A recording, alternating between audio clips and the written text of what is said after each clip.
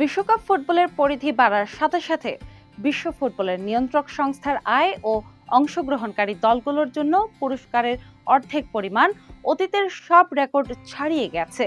আসন্ন রোববারের মেগা ফাইনালে বিজয়ী দল তথা নতুন বিশ্ব চ্যাম্পিয়নরা প্রাইজ মানি হিসেবে পাবে ইতিহাসের সর্বোচ্চ অঙ্কের অর্থ, যা বিগত কাতার বিশ্বকাপের চেয়েও অনেক বেশি। ফাইনালে আর্জেন্টিনার মুখোমুখি হচ্ছে স্পেন এবং এই ঐতিহাসিক লড়াইয়ের জয়ী দল পাবে বিশাল অঙ্কের অর্থ আর রানার্স আপ দলও ঘরে তুলবে মোটা অঙ্কের পুরস্কার। ফাইনালের ঠিক আগের দিন তৃতীয় স্থান নির্ধারণী ম্যাচে অংশ নেওয়া দুটি দলের মধ্যে বিজয়ী দল এবং পরাজিত দল উভয়ের জন্যই কোটি কোটি টাকা নিশ্চিত রয়েছে। কোয়ার্টার ফাইনাল থেকে বিদায় নেওয়া মরক্কো, বেলজিয়াম, নরওয়ে ও সুইজারল্যান্ডের প্রত্যেকে সমান অঙ্কের সান্ত্বনা পুরস্কারের অর্থ লাভ করবে।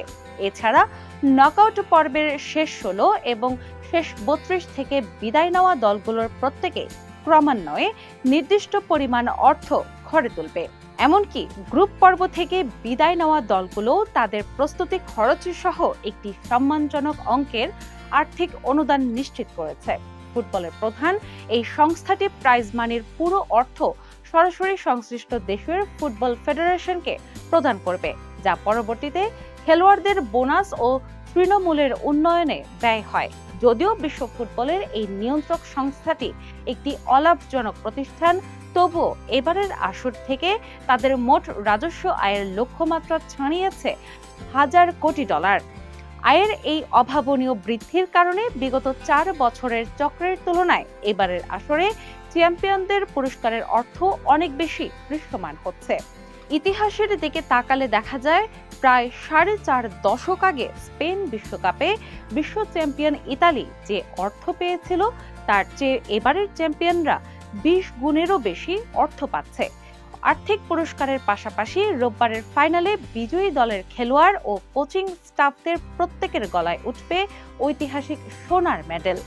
একইভাবে রানার্স আপ দল পাবে রূপার মেডেল এবং শনিবারের তৃতীয় স্থান জয়ী দলের খেলোয়াড়রা পাবে ব্রোঞ্জের মেডেল।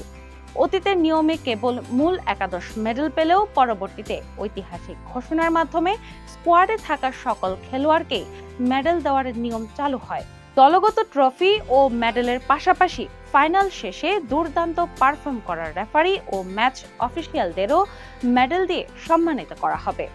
ব্যক্তিগত নৈপুণ্যের স্বীকৃতি হিসেবে সাংবাদিক ও বিশেষজ্ঞদের ভোটে সেরা খেলোয়াড় পাবেন গোল্ডেন বল, সেরা গোলরক্ষক পাবেন গোল্ডেন গ্লাভস এবং সর্বোচ্চ গোলদাতা পাবেন গোল্ডেন বুট। পরিশেষে বলা যায়, মেসি, এমবাপে, বেলিংহাম কিংবা হ্যারি কেইনের মতো তারকাদের এই ব্যক্তিগত ট্রফিগুলোর সাথে আলাদা কোনো আর্থিক পুরস্কার না থাকলেও এর সম্মান অপরিসীম।